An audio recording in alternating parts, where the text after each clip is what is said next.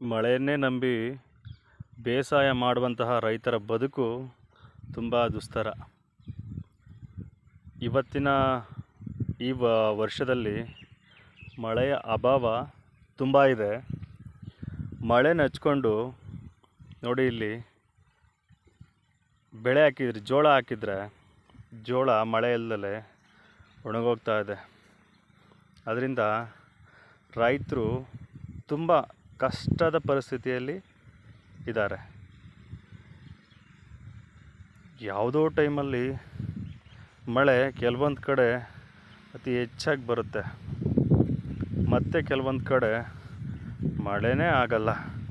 ಇದರಿಂದ ರೈತರಿಗೆ ತುಂಬ ನಷ್ಟ ಉಂಟಾಗುತ್ತೆ. ಕೊನೆಗೆ ಅವರು ಹಾಕಿದಂತಹ ಬಂಡವಾಳ ಕೂಡ ಅವರಿಗೆ ಸಿಗದೆ ಪರದಾಡಬೇಕಾಗಿ ಬರುತ್ತೆ. ನೋಡಿ, ಈ ಥರ ಇದೆ ಕನ್ನಡಿಗರೇ ರೈತನ ಬರುಡಾದ ಬದುಕು.